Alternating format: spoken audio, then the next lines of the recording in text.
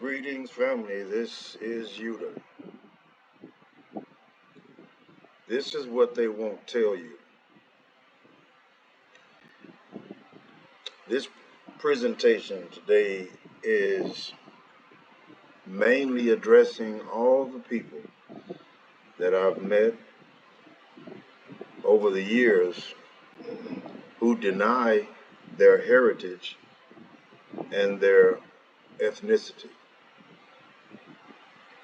Oh, I've heard several, if not many people tell me, I'm not a Hebrew, I'm not an Israelite. They actually deny their heritage. A lot of them actually believe that their ancestors has always been in the countries in which they're in captivity.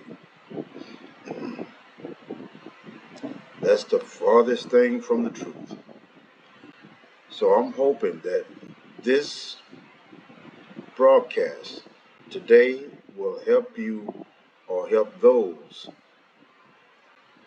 understand who they are and where they came from. Our time is just about up, and we need to get our act together.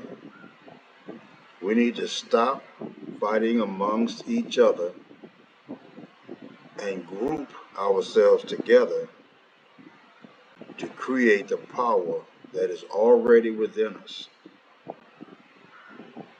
As long as they keep us divided, the longer we stay weak.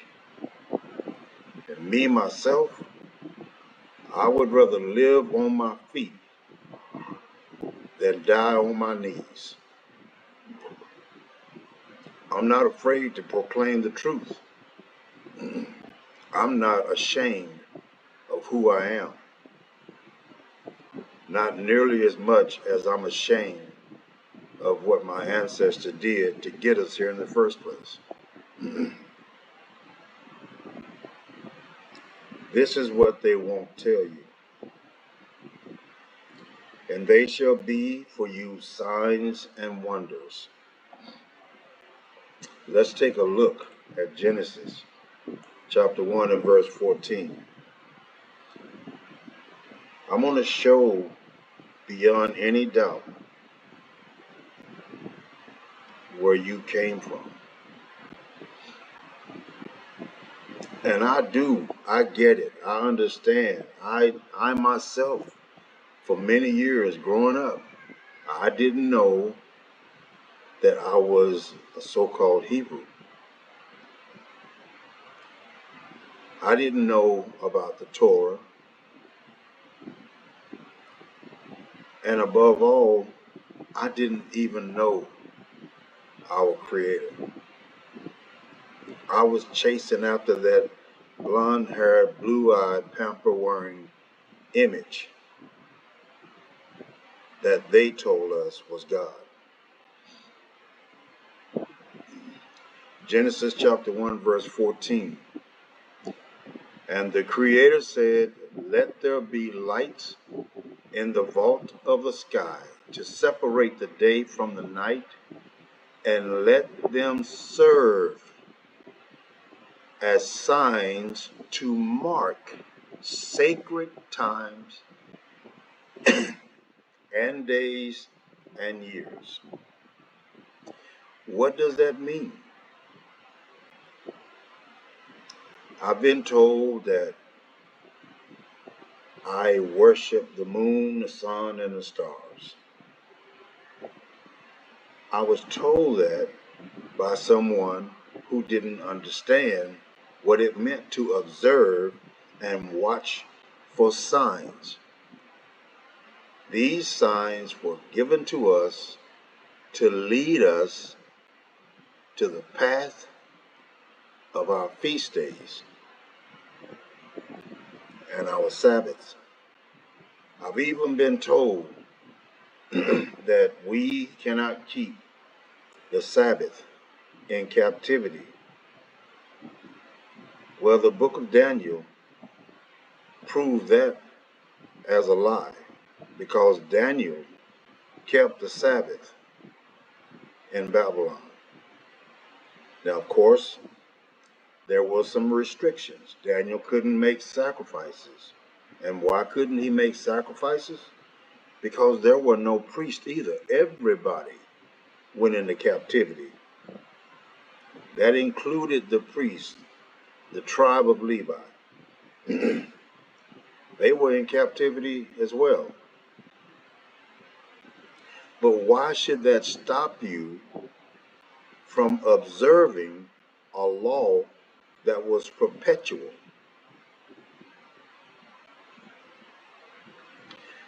You may not be able to make sacrifices because you don't have an altar. You don't have a priest,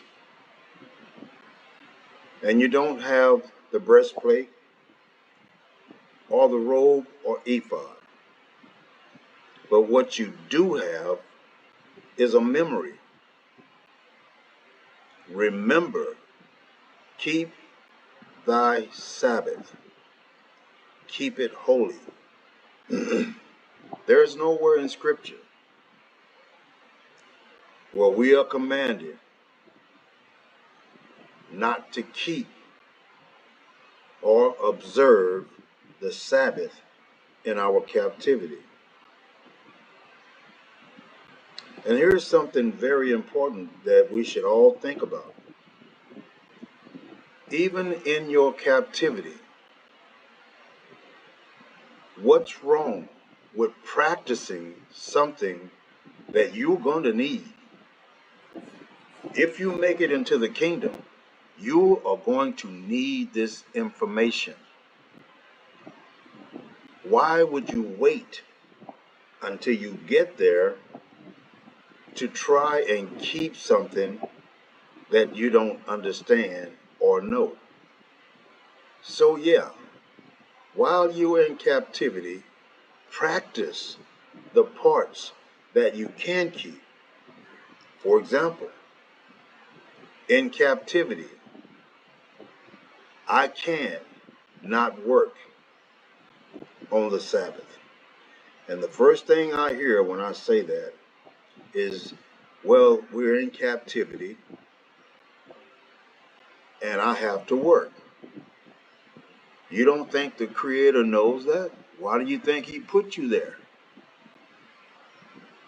You're there to learn a lesson. Sure, every one of us have to make a living to support ourselves and our families. And yes, it's a fact that 90% of all jobs will not grant you permission to keep Sabbath since it falls on random days from month to month. I get that. But there is nothing wrong with at least asking your boss. And we can almost guarantee they're going to say no. But at least you ask. So now, what's the next step? Remember, while you at work, do your job, but in your mind, the place they can't touch, remember the Sabbath.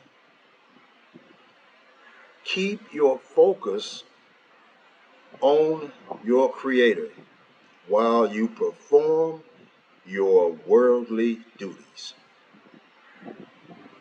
The Creator said, let them serve as signs to mark sacred times and days and years. Who is them?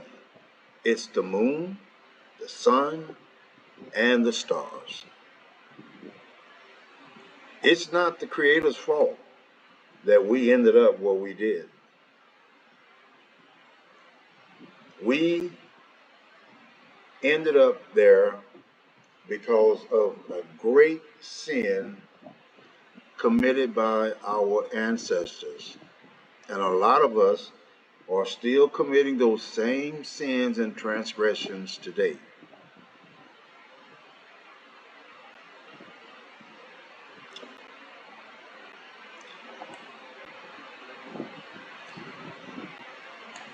This is a sign.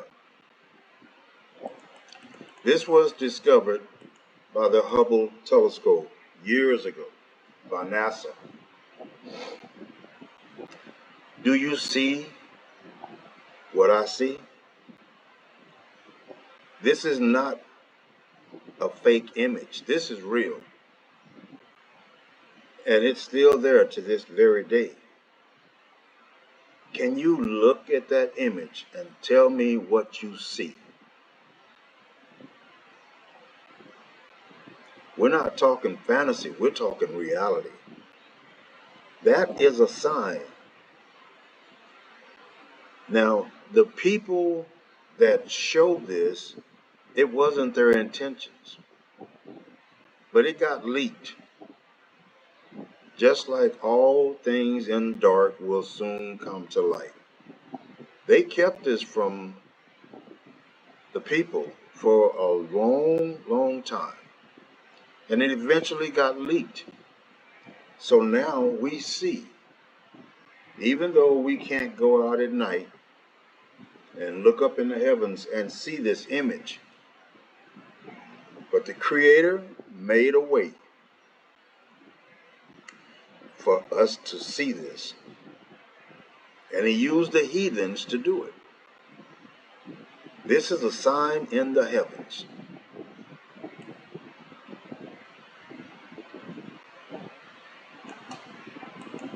This is a sign in the heavens. That's what the new moon looks like.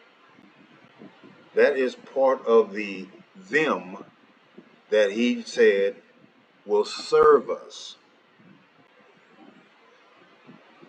The Sanhedrins were commanded to watch for this sign right here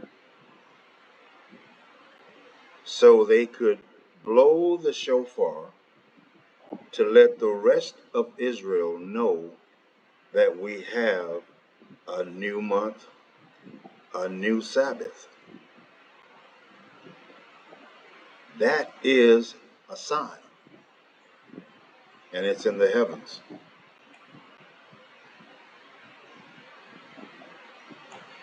This is a sign in the heavens. It's the sun. The sun, the moon, and the stars. Like it was said right up here,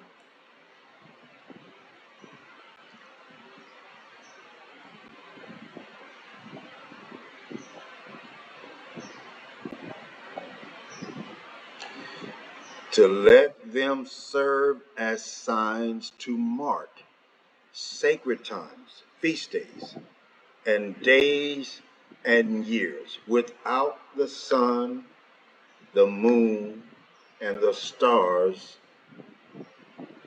there is no way you would know the days, sacred times, or the years. It was provided for us. If you choose to ignore it, that's your call. I'm not here to make nobody do or believe nothing. This or these are signs in the heavens. The stars, these are signs.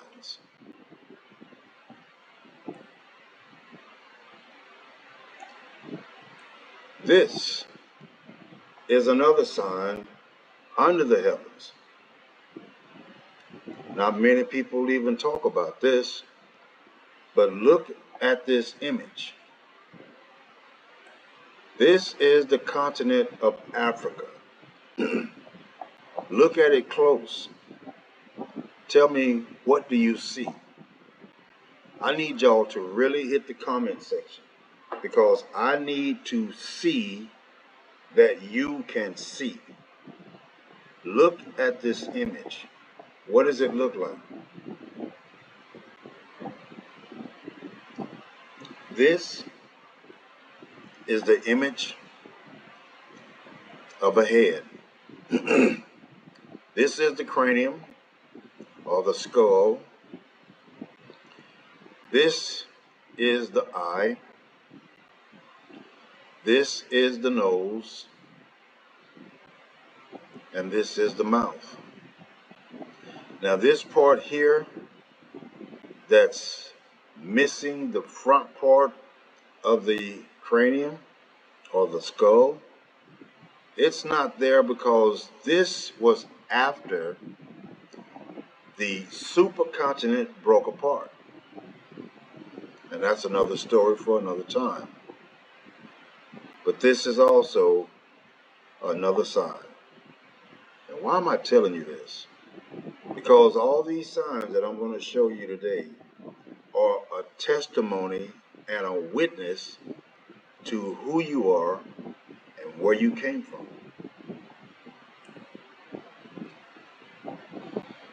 In Genesis chapter 1, according to current scientific understanding, life as we know it, specifically referring to the origin of humans or Homo sapiens, was created in Africa. Was created in Africa, meaning the earliest human ancestors were created on the African continent, making it the cradle of humankind. Now I want y'all to notice something here. Watch this. Let's go to Genesis chapter 1 verse 26. I want to point something out that 90% of all people miss this. Genesis chapter 1 verse 26. Then the Creator said, "Let us make man in our image." I want y'all to pay attention to these two words, or four words. Let us in our. Let us make mankind in our image, in our likeness. All of these are plural, meaning more than one, so that they may rule over the fish in the sea and the birds in the sky, and over the livestock and all the wild animals, and over the creatures, all the creatures that move along the ground. All right? Now watch this. Genesis chapter 1, verse 27, the very next verse. I want you to see if you catch this.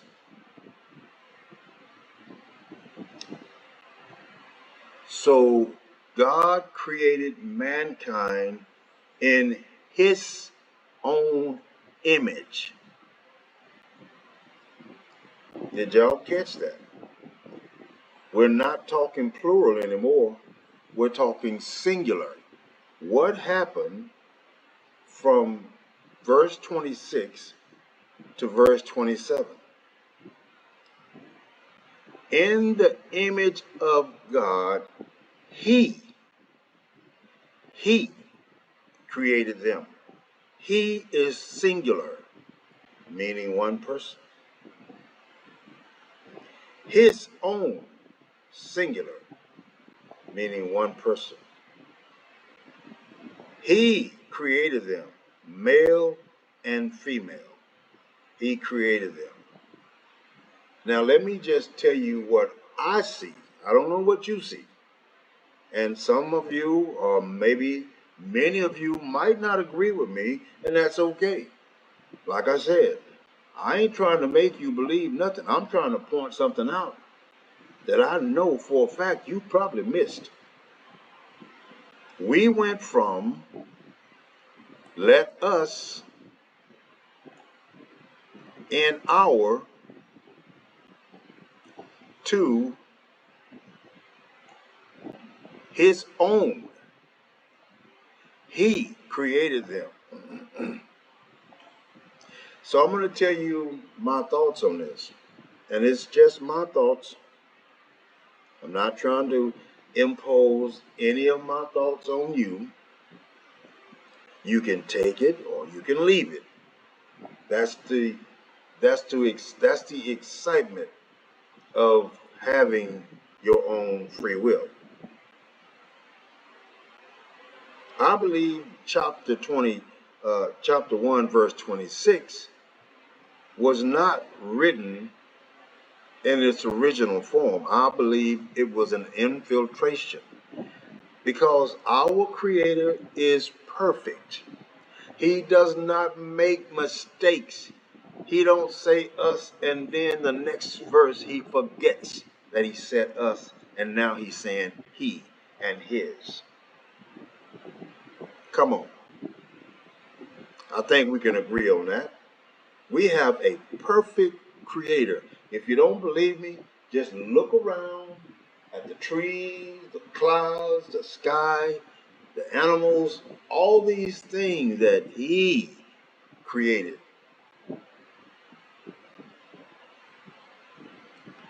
You can't do that unless you got the power. He created them, not us. I mean, if you logically think it, these two verses, verse 26 and then verse 27, they don't even belong together. That is a clear sign of somebody being caught in the act of deception. Like I said, the Creator don't make those kind of mistakes. If our Creator was that clumsy, then what? Where does that leave us? I'm going to leave y'all to chew on that for a while. This is the first Exodus, or an image of the first Exodus. Crossing the Sea of Reeds, another deception. Not the Red Sea, because it was said that they crossed at Yam Suf. I looked the word Yam Suf up, and it means literally the Sea of Reeds.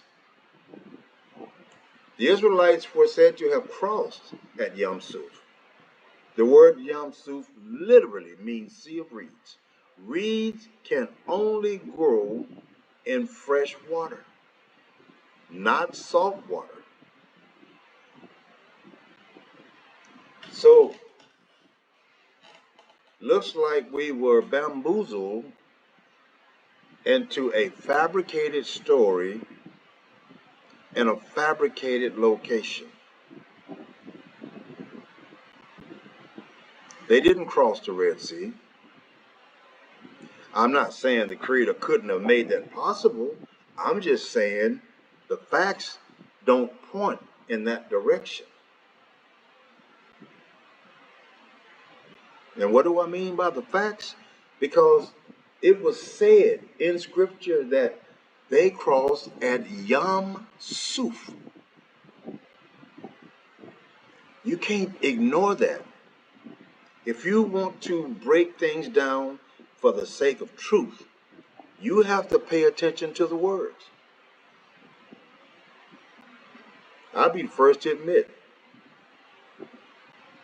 I can't count how many times I read this scripture and it never jumped out at me that there was something wrong there. I just instantly accepted the Red Sea. This is how easy we can be manipulated through word wizardry, deception, being gullible, quick to believe what you don't know. No bother to investigate. No bother to research. Don't even bother to seek out evidence, proof. This is one of our biggest downfalls, is we take anybody's word for anything, especially when it comes to us. Now, to prove where you came from and how you ended up where you are today, let's visit Jeremiah chapter 16, verse 13. How did we end up scattered all over the world?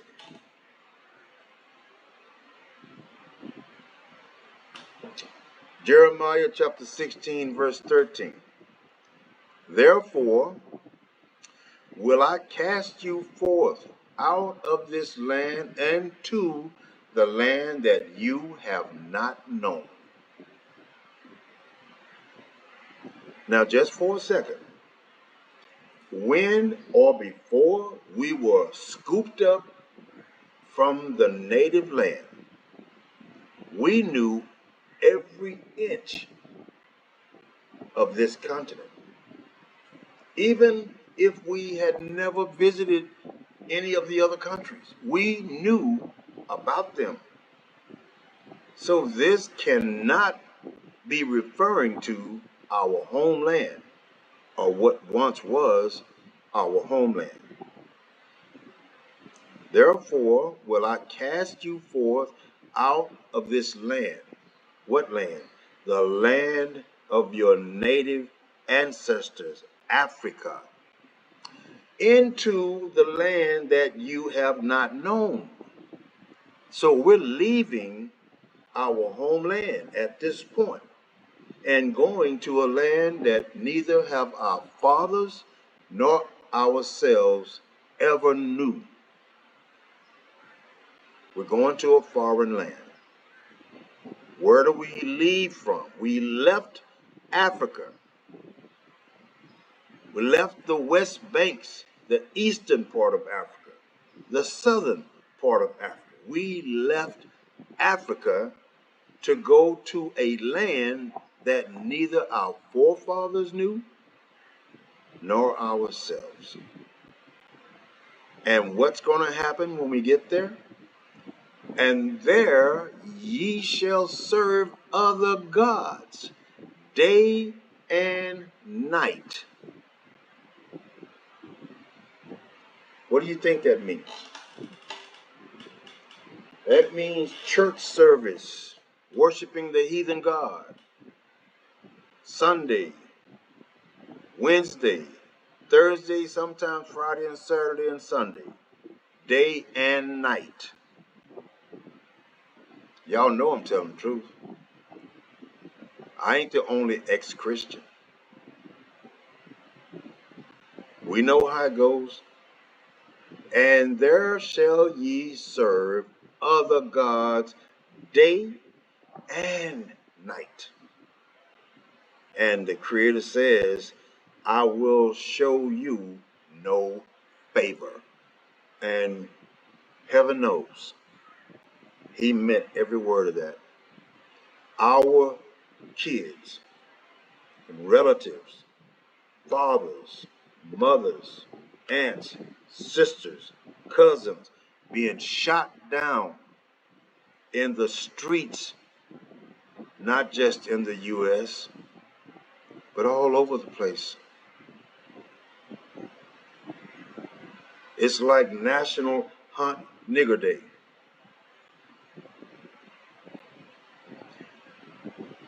America is one of the only places on the planet where a Negro can be shot and killed in a simple traffic stop.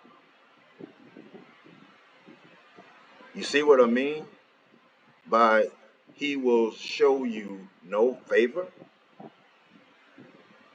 Remember the old days in Florida,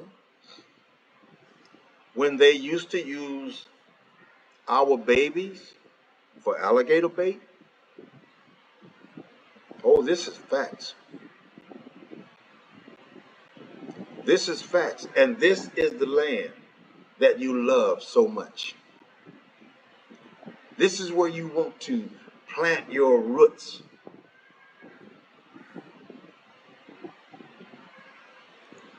In a land or a country that has no regard for your life or for the elder's life or not even for the baby's life. For I will show you no favor.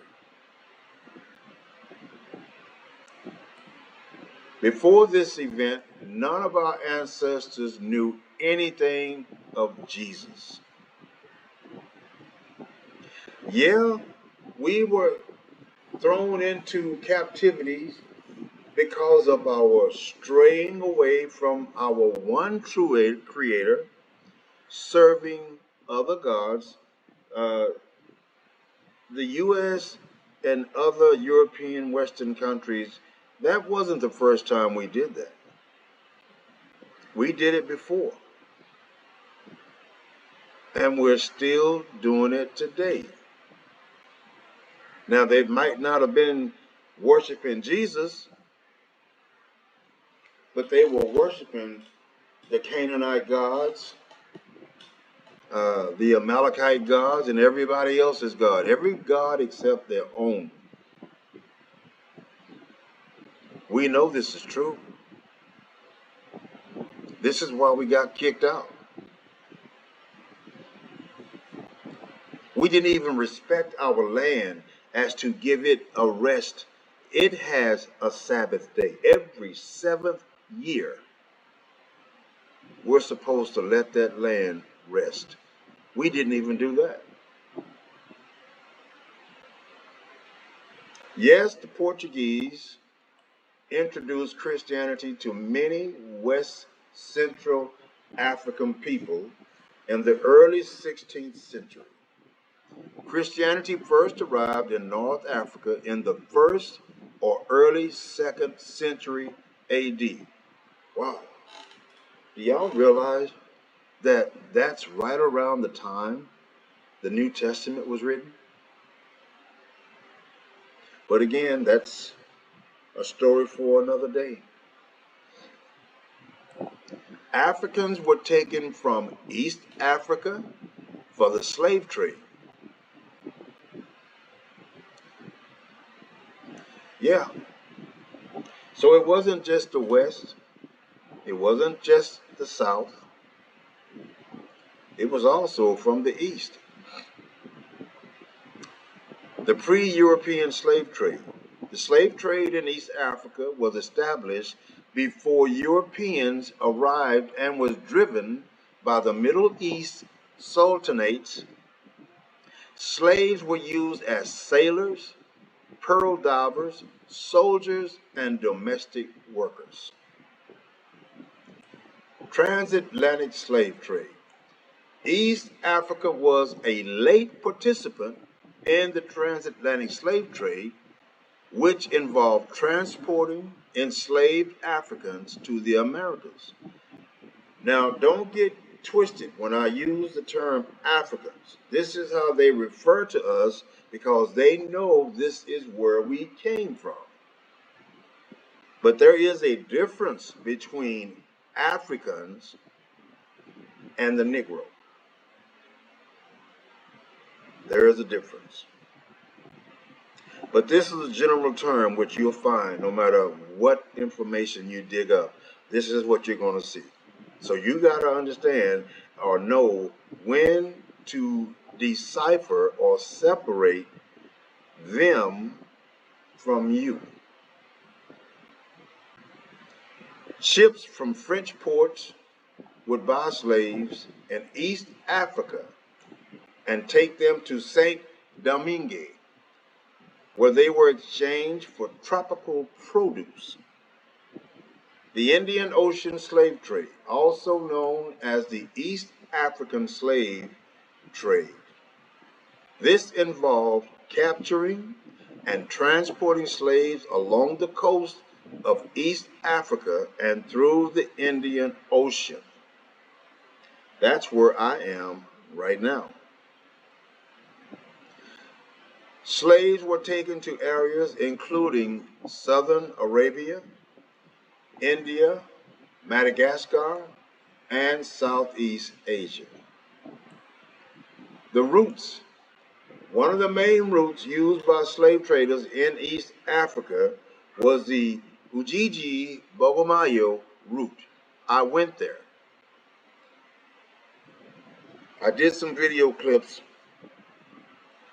when me and my wife visited there. So I have been to this place.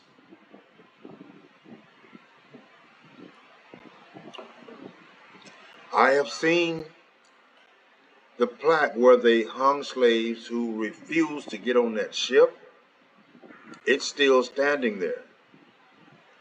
I have watched or saw the location where they kept the slaves like sardines in a little room no bigger than a cardboard box. And there too was a door of no return, meaning once they left that little box building, they were loaded onto these ships in Bagamoyo, and shipped out on Lake Tanganyika and ended in Bagamoyo on the mainland of Tanzania. I've been there.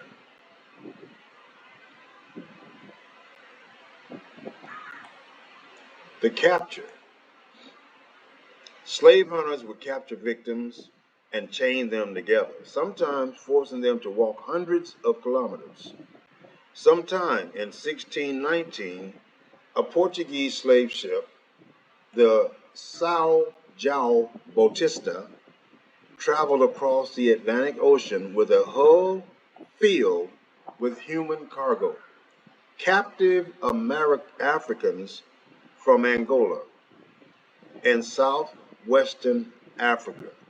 The men, women, and children, most likely from the kingdoms of Ndongo and Congo, endured the horrific journey, bound for a life of enslavement in Mexico.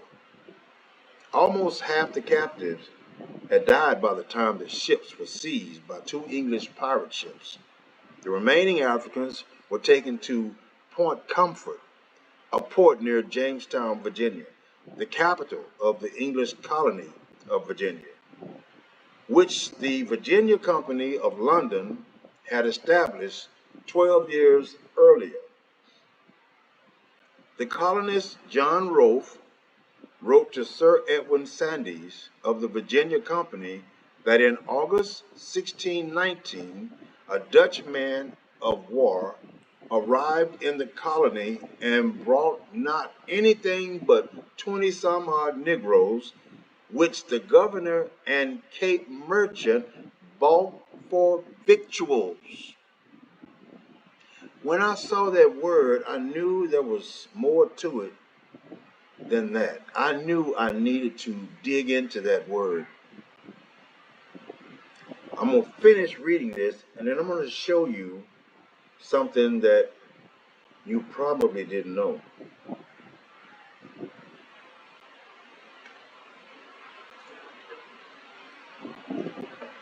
The Africans were most likely put to work in the tobacco fields that had recently been established in that area. Now back to the word victuals. These are the synonyms of the word: food, provisions, bread, eats, meat, food stuff. Now let's go back and read that again.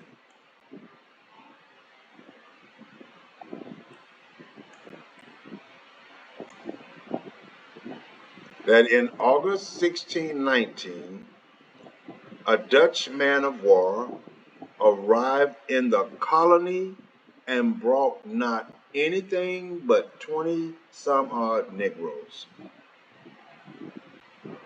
which the governor and Cape merchant bought for food. You heard me right. The governor and Cape merchant bought these Negroes for food. They ate us.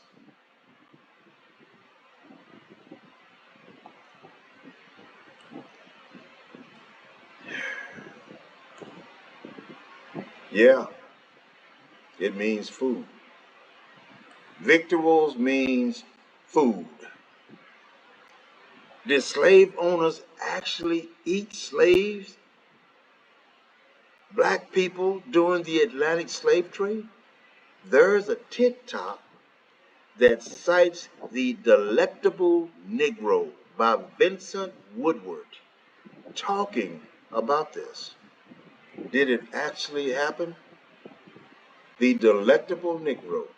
Human consumption and homoeroticism, which within the U.S. slave culture is a 2014 book by Vincent Woodward.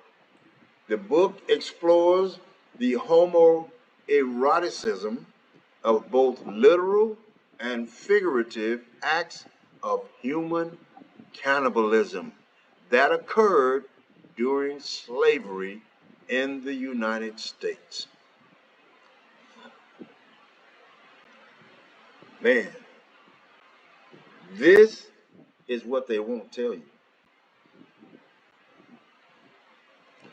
Just when you thought you saw the worst of it,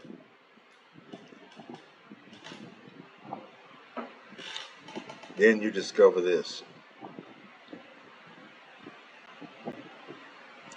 Forced labor was not uncommon. Africans and Europeans had been trading goods and people across the Mediterranean for centuries. But enslavement had not been based on race. The transatlantic slave trade, which began as early as the 15th century, introduced a system of slavery that was commercialized, racialized, and inherited. Enslaved people were seen not as people at all, but as commodities to be bought, sold, and exploited. Though people of African descent, free and enslaved, were present in North America as early as the 1500s. The sale of some 20-odd Negro African American people set the course for what would become slavery in the United States. The broadside pictured above advertised a slave auction at the St. Louis Hotel in New Orleans on March 25th, 1858. 18 people were for sale, including a family of 6 whose youngest child was just 1 year old. The artifact is part of the collection of the Smithsonian National Museum of African American History and Culture. Its curator of American slavery, Mary Elliott, co-wrote The History of Slavery Below, told primarily through objects in the museum's collection. Slavery owners, fix that. Slavery owner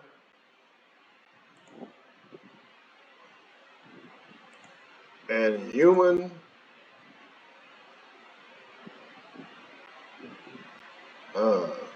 I think that should be host.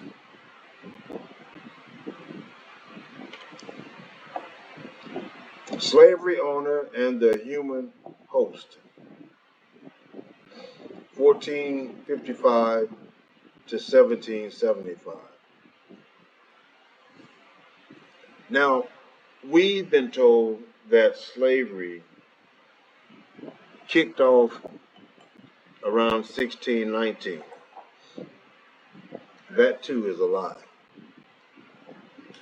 Slavery started in the early 1400s.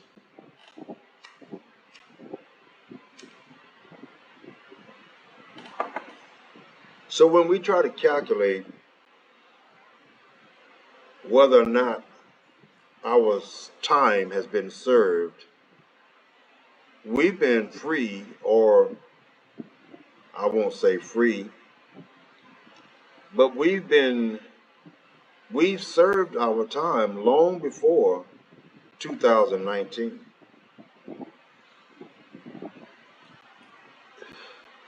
If you pay attention to these dates, you'll know that. I believe they didn't start keeping solid records until 1619. That's when it really got popular. So since we've served our time, obviously longer than we've been told, why are we still there? Remember when we were in Egypt, or our ancestors rather? You see, Moses went to Pharaoh 10 times, and it was only until the 10th time that Pharaoh agreed to let the people go. History is repeating itself. These people, and I use the term loosely, are refusing to set us free. We're going through the same thing right now. Most of us still carry that yoke of iron around our neck, even though it's physically been removed. Let me tell you a quick story so that you can see my point. Years ago, I bought a Doberman puppy. My yard wasn't fenced in, so I trained my puppy as if though I had a fenced in yard. Now, I'm not going to go through all the details because it'll make the story too long.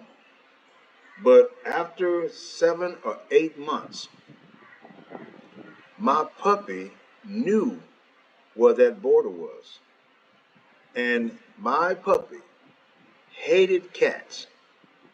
And he would chase cats until his tongue fell out of his mouth. But you know what he wouldn't do? He wouldn't cross that border, that invisible fence that I put into his head. You couldn't see the fence, but he knew that was the end, and he was not to cross that. And no matter what, he wouldn't cross it. I'm using that to illustrate this is the same thing that we are dealing with and experiencing today. We are afraid to leave. Many people in these captive countries, they complain about the way they're treated, about how unfair the government is to them, but they won't leave. Some of it might be fear, some of it might be lack of funds, some of it may be that invisible fence or that yoke of iron still around your neck. But I'm here to tell you, you can leave. But at this particular time, it won't be as easy as it used to be. It's so hard now to get a passport that it's just downright ridiculous. I remember getting my passport within a week or a few days. Now it takes 6 months to a year.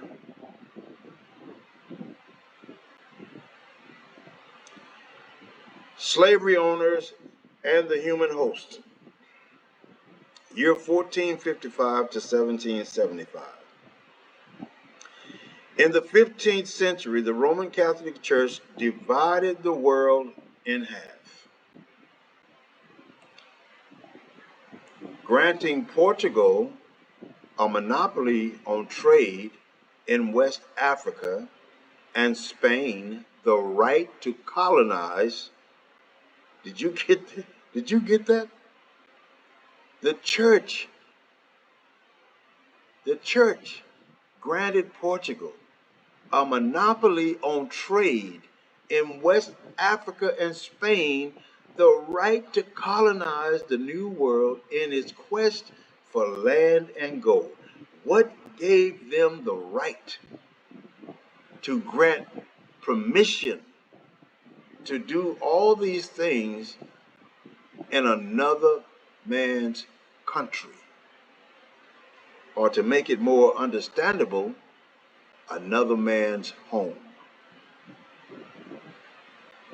That's like you come into my house as a guest and tell me which rooms I'm permitted to enter.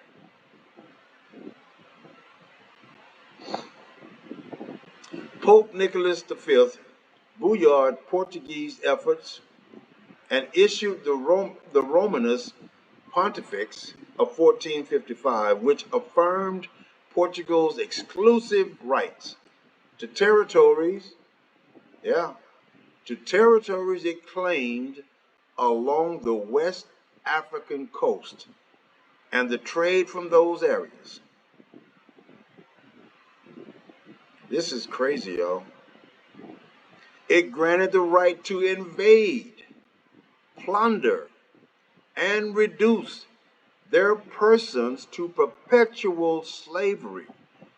Queen Isabella invested in Christopher Columbus's exploration to increase her wealth and ultimately rejected the enslavement of Native Americans, claiming that they were Spanish subjects.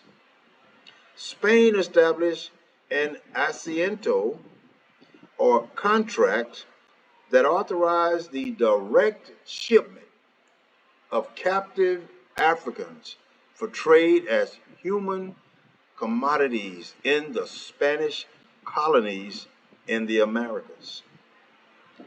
Eventually, other European nation states, the Netherlands, France, Denmark, and England, seeking similar economic and geopolitical power, joined in the trade, exchanging goods and people with leaders along the West African coast.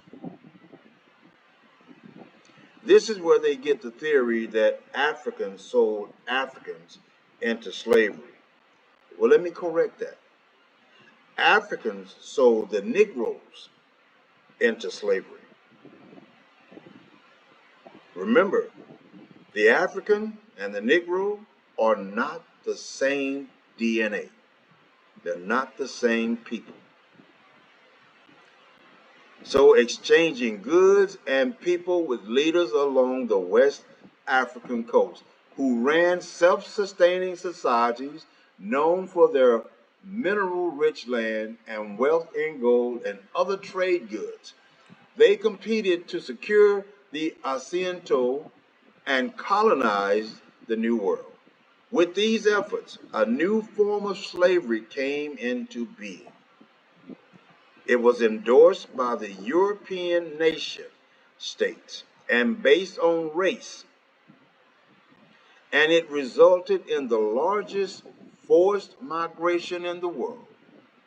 Some 12.5 million men, women, and children of African descent were forced into transatlantic slave trade. The sale of their bodies and the product of their labor brought the Atlantic world into being. We built these countries, including colonial North America. In the colonies, status began to be defined by race and class. This is where it all really got down to the real nitty-gritty.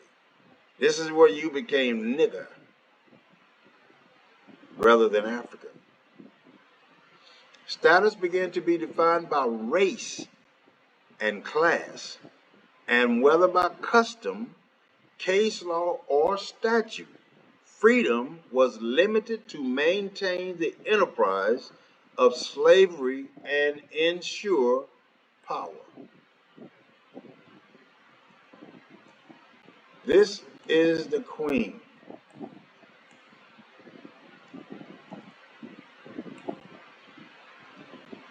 Queen Njinga. This is a hand-colored lithograph by Achille de Varia in the 1830s.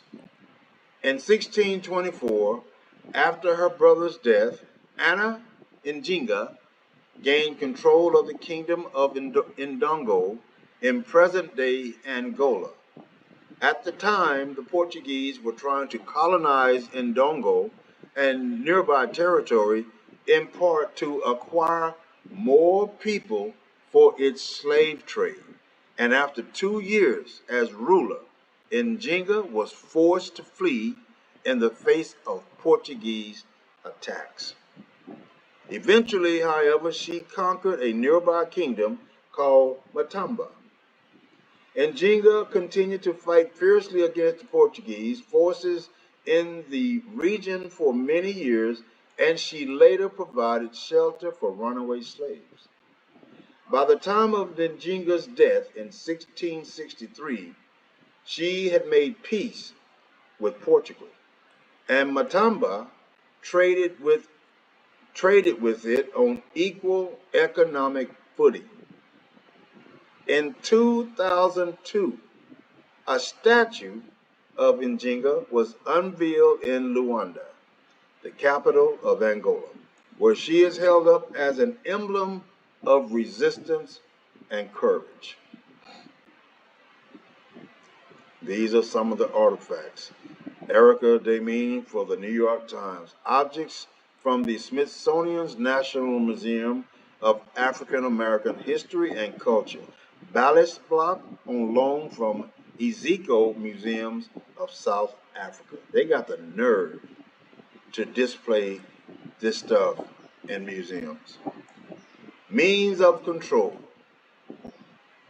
An iron ballast block used to counterbalance the weight of enslaved persons aboard the San Jose Paquette, I guess I'm pronouncing that right, Paquette Africa slave ship, which left Mozambique in 1974 and sank near what is now Cape Town, South Africa.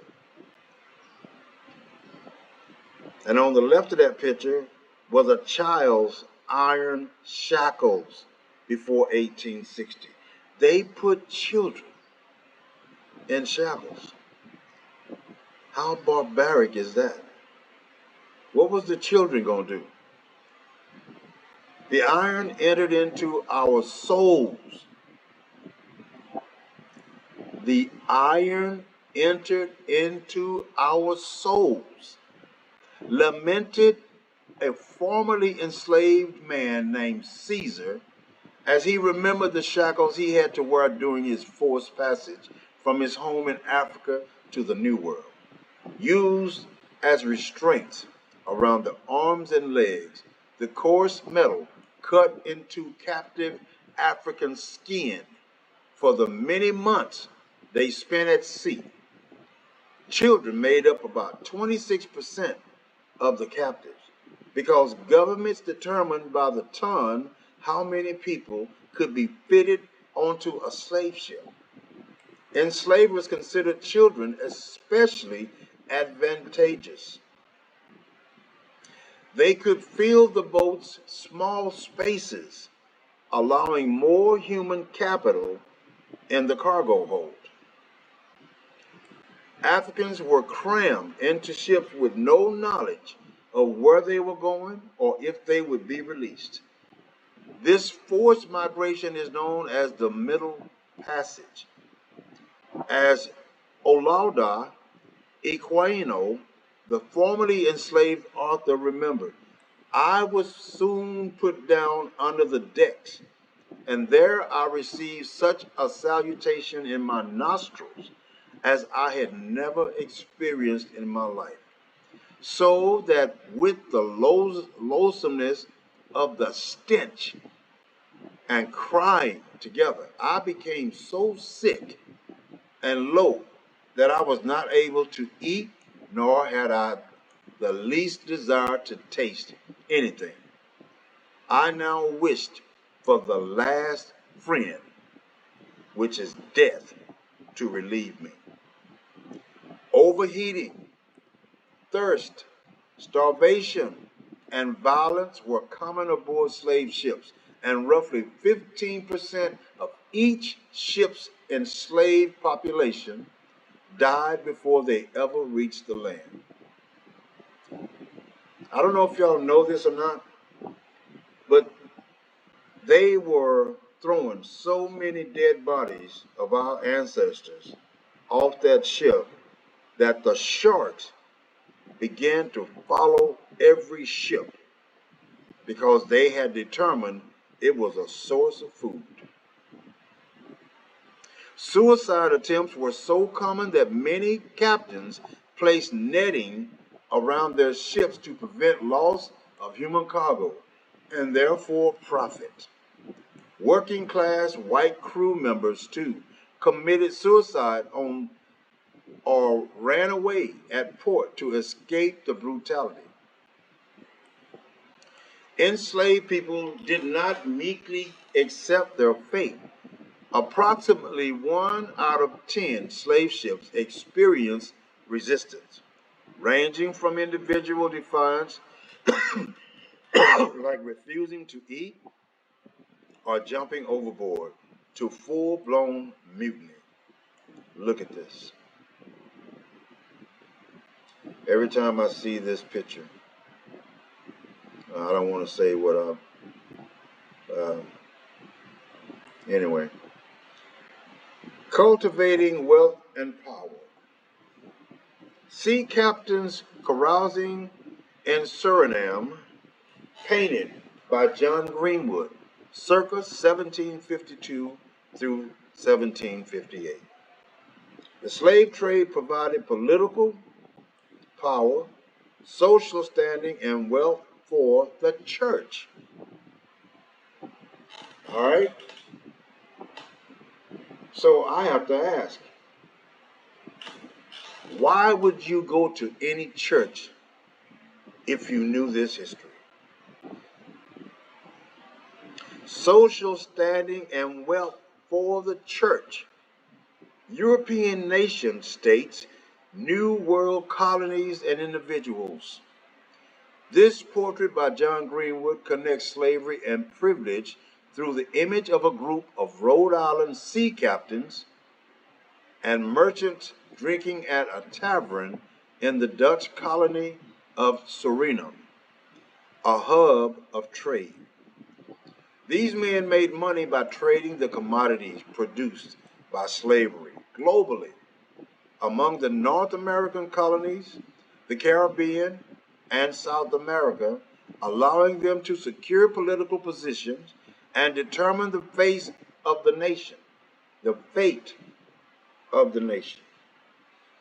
The men depicted here include the future governors Nicholas Cook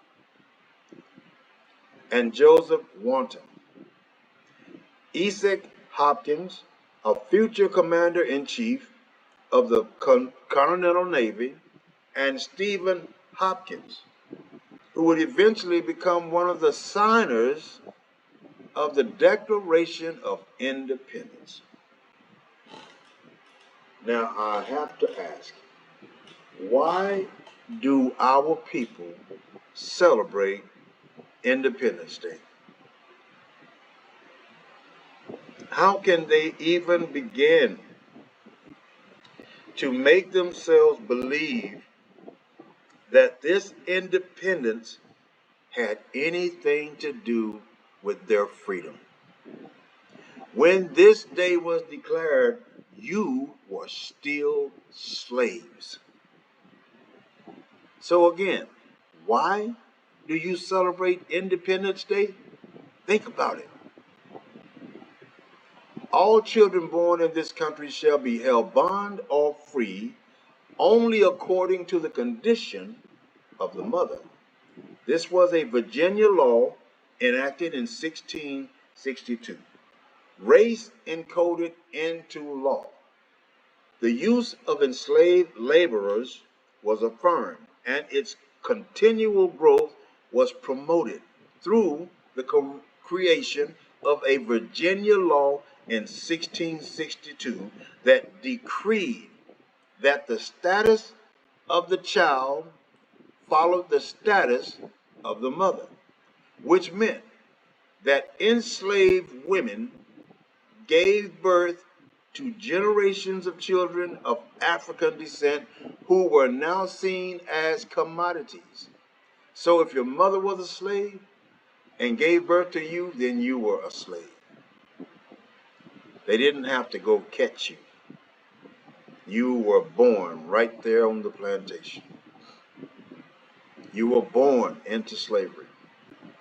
This natural increase allowed the colonies and then the United States to become a slave nation.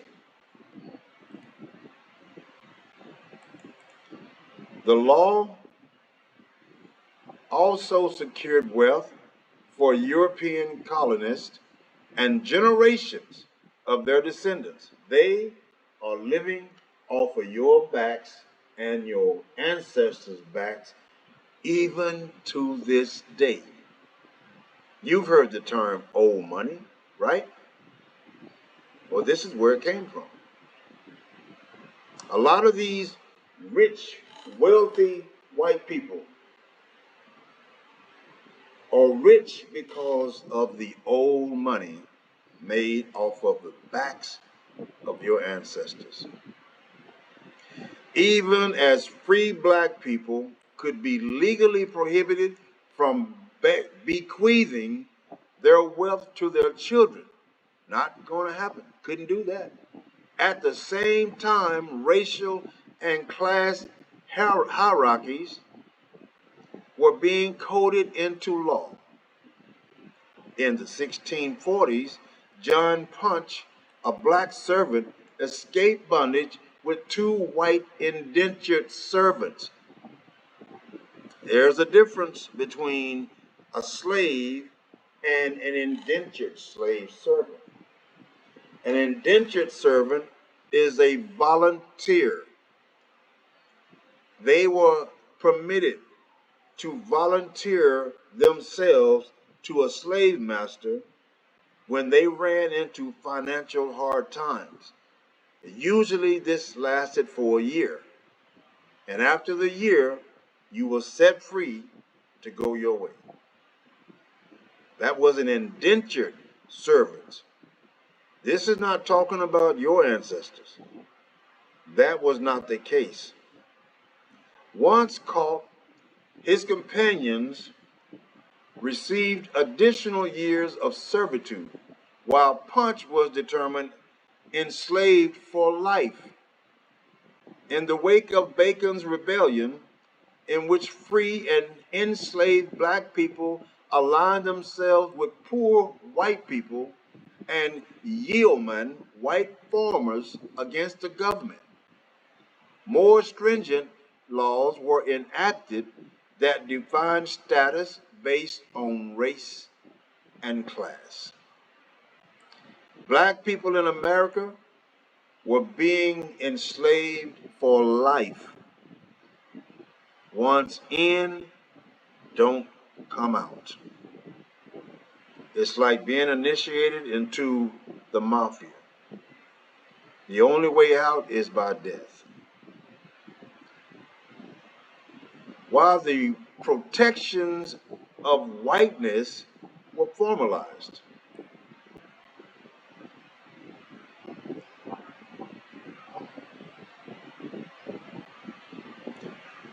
Erica Demon for the New York Times. Object, from the Smithsonian National Museum of African American History and Culture. A deadly commodity, sugarcane cutter, in case y'all didn't know what this was. That's a sugarcane cutter.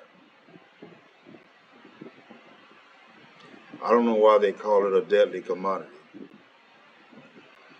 But a sugarcane cutter, metal and wood, 19th century. Before cotton dominated American culture, sugar drove the slave trade throughout the Caribbean and Spanish Americas. Sugarcane was a brutal crop that required constant work, 6 days a week, and it maimed, burned, and killed those involved in its cultivation.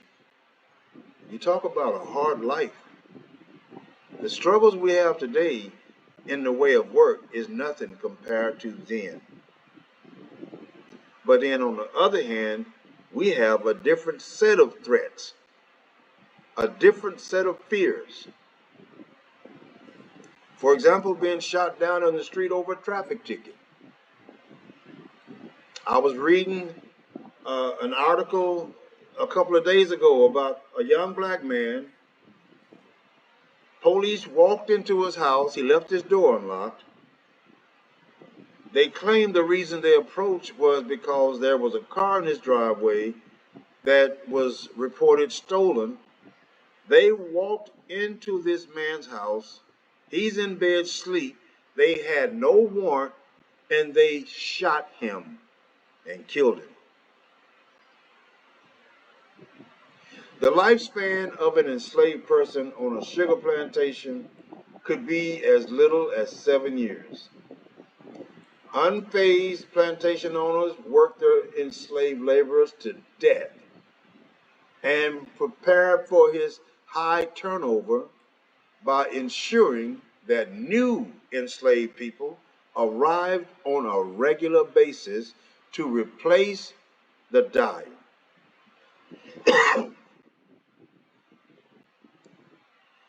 The British poet, excuse me, the British poet William Cowper captured this ethos when he wrote, I pity them greatly, but I must be mum. Mum's the word. For how could we do without sugar or rum? The sweetening of coffee and tea took precedence over human life and set the tone for slavery in the Americas. Continual resistance. Enslaved Americans had known freedom before they arrived in America, and they fought to regain it from the moment they were taken from their homes, rebelling on plantation sites and in urban centers. In September 1739, a group of enslaved Africans or African Americans in the South Carolina colony, led by an enslaved man called Jimmy, gathered outside Charleston where they killed two storekeepers and seized weapons and ammunition, calling out liberty. According to General James Oglethorpe, the rebels marched on with colors displayed and two drums beating along the Stono River, entreating other members of the enslaved community to join them.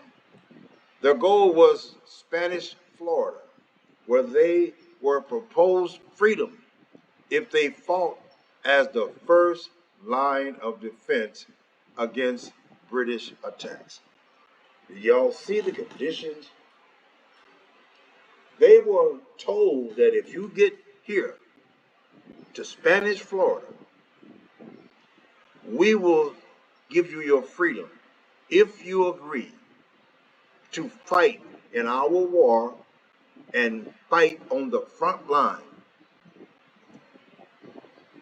So they were putting our ancestors on the front line in order to spare their people in the background. This effort, called the Stono Rebellion, was the largest slave uprising in the mainland British colonies. Between 60 and 100 black people participated in the rebellion. About 40 black people and 20 white people were killed, and other freedom fighters were captured and questioned. White lawmakers in South Carolina, afraid of additional rebellions, put a 10-year moratorium on the importation of enslaved Africans and passed the Negro Act of 1740, which criminalized assembly, education, and moving abroad among the enslaved. The Stono Rebellion was only one of many rebellions that occurred over the 246 years of slavery in the United States at that time.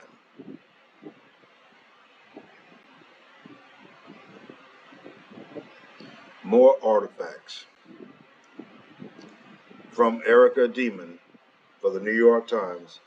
Object from the Smithsonian National Museum of African American History and Culture.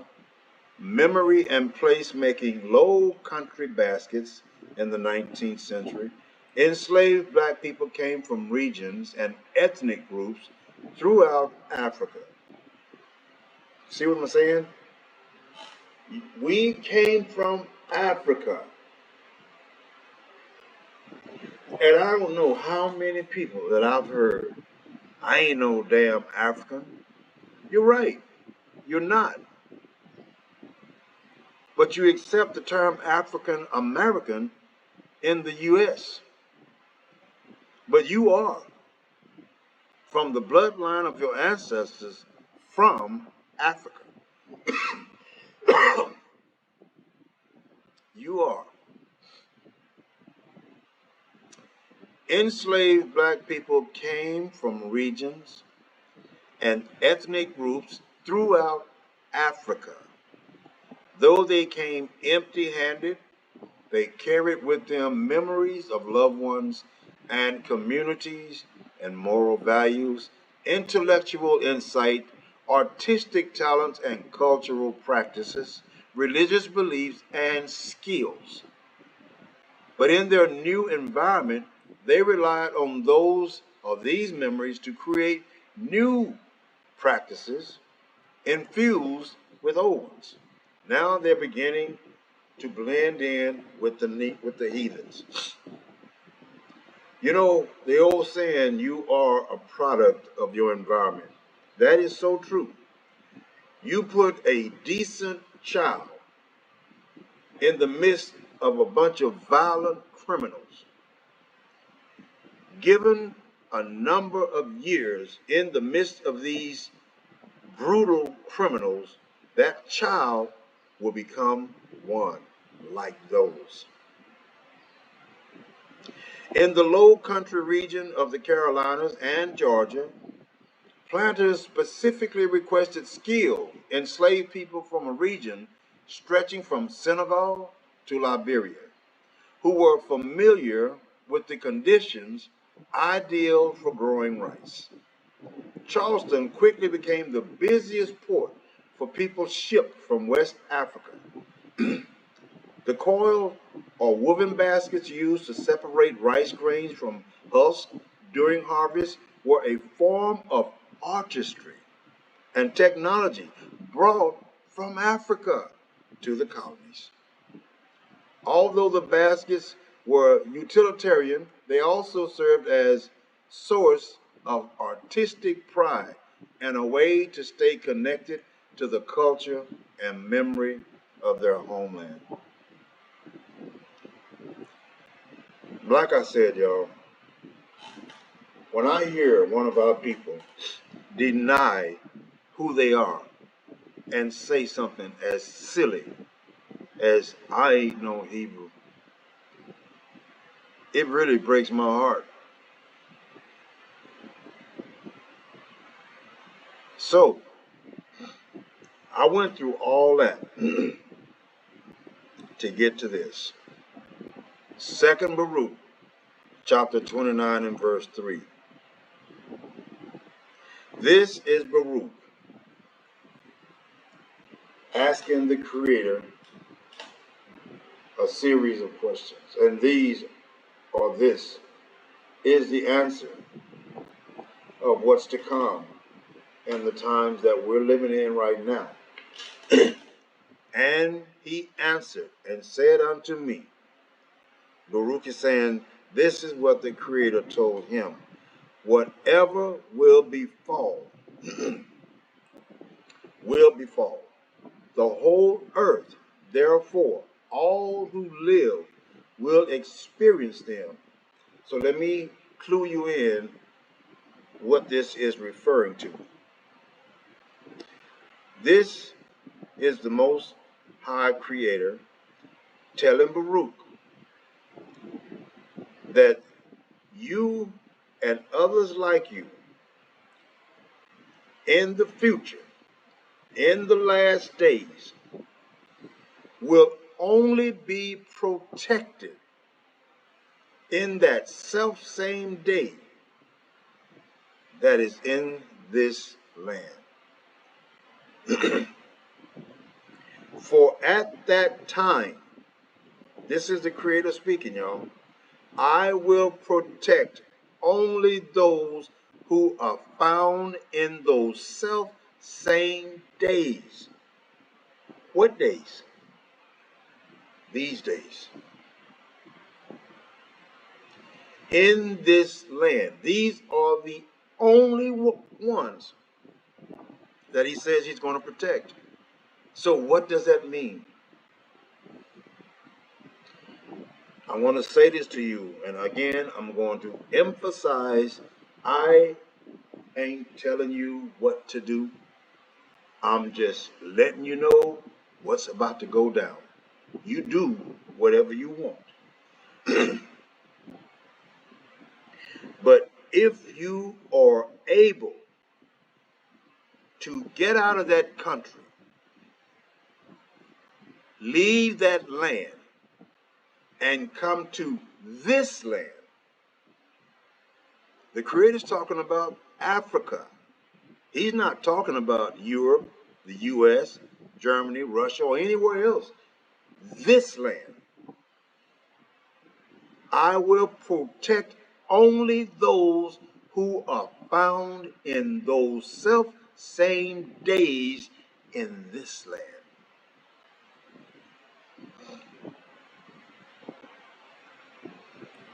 So I was talking to a friend the other day, and I was kind of trying to share this message with them. And I mentioned Babylon, and just to show how little they have been taught, how little understanding they have of Scripture, because they spend their days in the church. You're not going to get the information you need out of some church. But I mentioned the mystery Babylon. And you know what they told me? That's referencing ancient Babylon. It's been destroyed, so it can't be talking about that. They don't know the prophecy of the last days. And you know, I didn't have a choice. I had to raise my hands and let it go. When I do that, it makes me sad that I lost another one. But I've got to get used to the fact that I'm going to lose many more.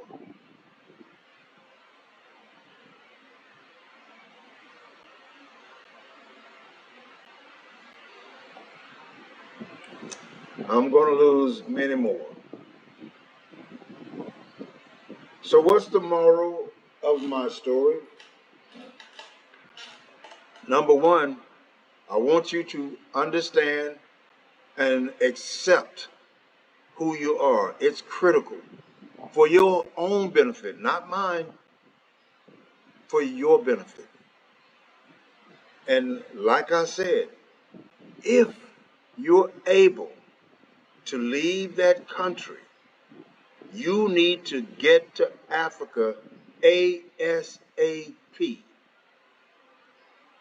On the other hand, just to be clear, because I had a lot of feedback when I brought this message before, if you are not able, honestly not able, then you need to make sure that you are in this book, understand this book, and keep the laws, statutes, and commandments.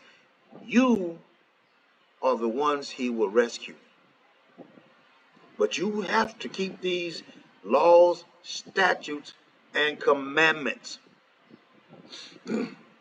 He's not going to leave you there and he knows that you don't have the money or the means to travel such a distance. He knows that. But if you can and you are financially able, I'm only going to say this one more time. You need to get up and get out. Shalom.